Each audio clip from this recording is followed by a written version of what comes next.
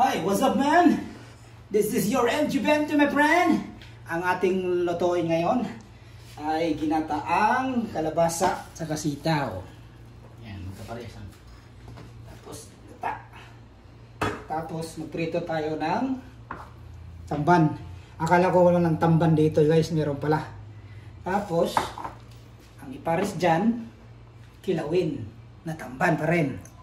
Ngayon lang, tuwang-tuwa ako guys kasi nakahanap kami ng tamban dito. Hindi naman siya,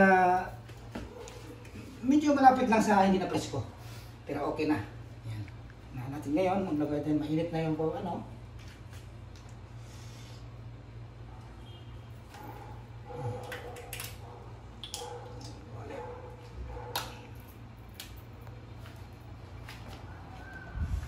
Mantika. Ayan, konti lang yung mantika kasi magmamantika yan mamaya sa coconut oil. Gamit ni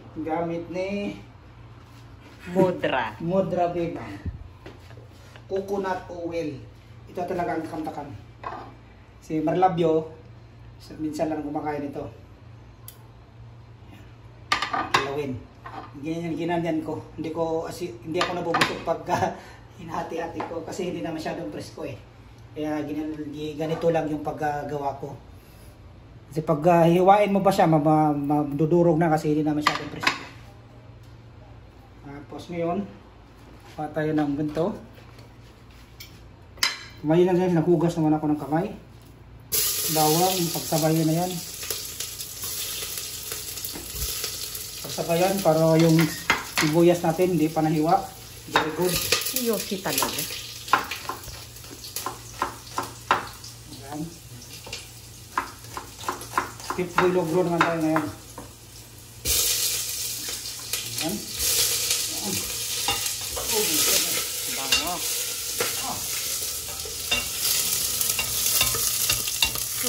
Sunog agad. Well done. Well done. Tapos halo naman yan.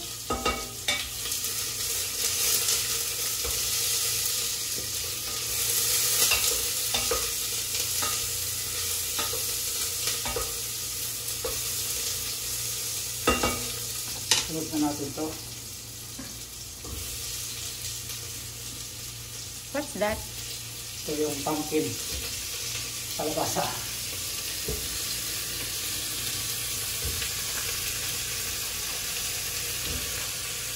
Yun lang naman pagluto nun. Wala ng ano. Ating haluin.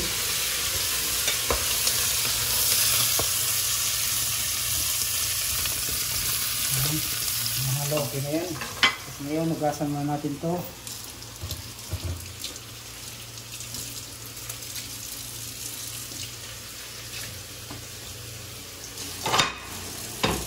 Huwag ka magdabog.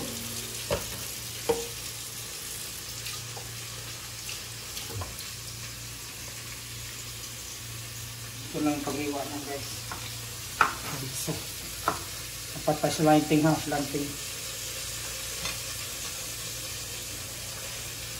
Tapos yung kawali natin na init na, lagyan na natin ng mantika para sa prito. Hinihan ng mantika. Habang tayo nagluluto ng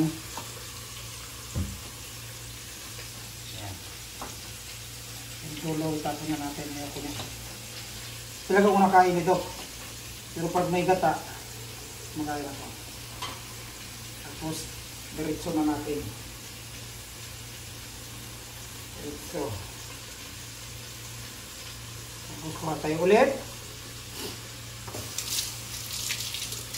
Kuha tayo ulit ng magandang sitaw.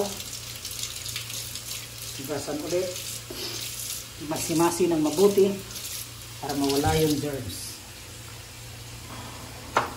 Ayan. Sabi natin yung mga kailangan. Ayan. Tapos ang part 2 bukas na natin tapusin.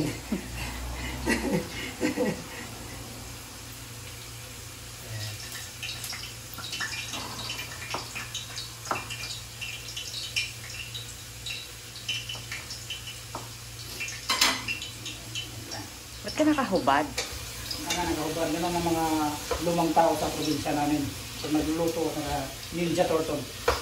Tapos, naamoy ko na yung aroma. Yung aromatic. Tapos hugasan natin ulit itong last na hiwain natin yung sitaw. Ay, sitaw. Kasitaw lang.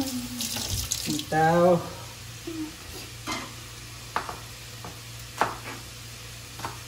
Ayan.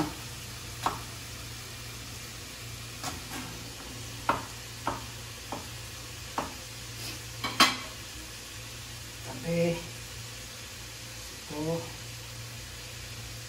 Itaktak. Ganyan lang pagluto. Simple lang. Ito lang sabay. Lawas na natin dyan muna. Mamaya. Tapos, kailangan malinis. Kailangan cleanliness is next to godliness. Okay?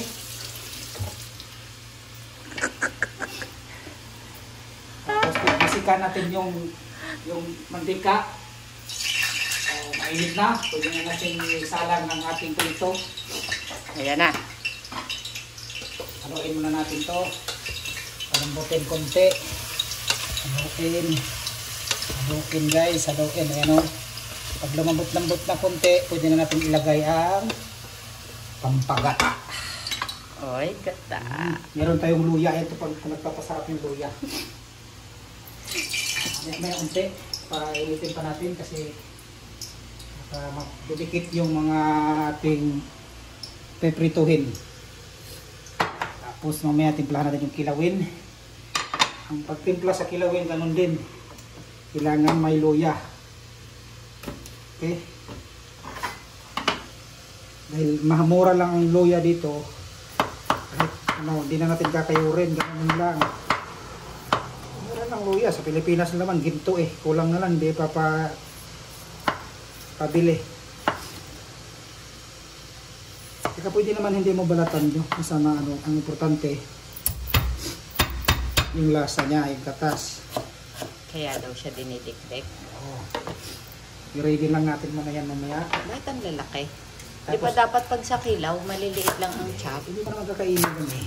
Mix. Ang palasa lang yan. Tapos ang problema ngayon, luluto ako, nagbibidyo siya, walang nagsasaing. Very good. Tapos nangingialam ako sa niluluto. Walang ganun talaga guys. Kung may asawa, ewan ko lang ito pag nasa Manila, nasa Pilipinas na kami mapurgot. Sino kaya ang tigasin, siya o ako? Ako pa din siya. Siya pa. Tapos yung sili natin, hugasan. Oo, gasili na lang. Ganon yun ang paghugas. Ganon, tapos yung dulo. Lahat. Ganonin. Tapos ganonin. Okay? Simple math lang yun guys. Shout out mo yung mamahilig sa sili. Sa mga mahilig sa sili dyan. Shout out. Shout. Anong pangalan niya? Diana. Si Jana. Si Jana. Ayan. Si. Tapos ganun yun ha. Madam Roth ha. Shout out ha. Ganitong pagtamang paghugas ng sili ha. Ano yun? May kasamang gigil. Ayan, naamoy ko na. Haluin natin ulit. Pa-sounds ka muna. Ganon. Tapos, ihalo na natin to. Gata. Okay?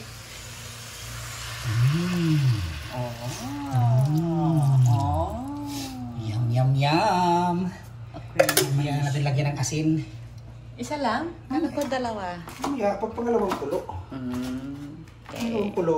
Pag minuunang kulo, saka, pag gumulo na yun, saka mo ilagay yung pangalawang gata. Okay? Pwede na. Ngayon, gagamit tayo ng tong. Tong pati tong. Joke yun. Tapos, itataktak. Gamit tayo ng inaano na natin. Okay. Okay pa. Zoom ko na lang. Zoom mo na lang para hindi matalpikan. Partida, nakahubad pa ako. Magpiprito. Okay. Ganyan ang tamang pagprito ha.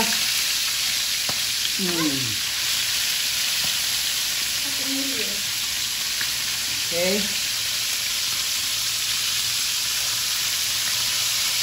Ganyan. Saktuhin para hindi sayang yung mantika. Kailangan magtipid. Tapos may natirang tubig. Kailangan tanggalin. Okay. Tapos sa paligid, kailangan maglinis. Okay? Kailangan malinis ang paligid. Habang may sounds. Habang nag-ano.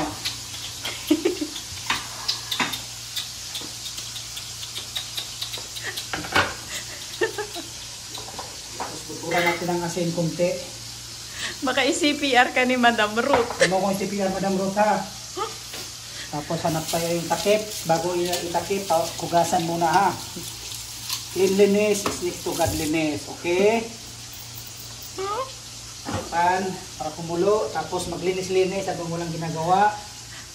May pa-sounds pa yun.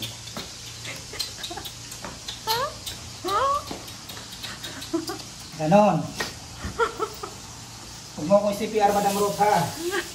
Yung CPR kanya-kanya daw music yan eh. Music mo yan eh. Linisin natin ang lababo guys. Ayan, para malinis. Oo, kasi dito sabi, pakiusap. Oo. Ganun ba kayo guys, pag may mga flat kayo o boarding house, may mga nakapaskin. Okay? Kasan ng konti, kasan konti. Tapos pagkatapos niyan, iinom ng tubig. Kasi nauuhaw na yung kusinero. Si Chip Boy Negro. Chip Boy Negro. Si Chip Boy Negro.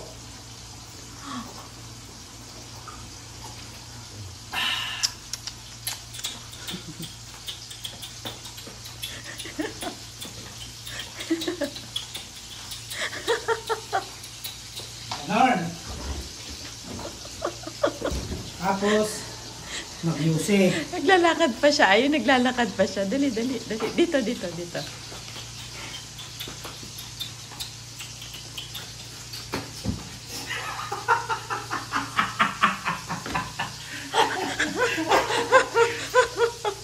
Kuhang-kuha pa, Madam Ruth. Kuha-kuha.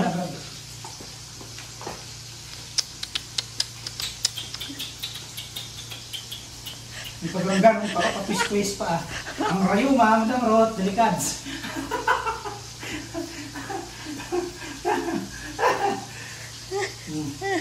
Mamaya, cut muna natin to mamaya. Papakita natin pagluto na, okay? For now, it's the boating is closed.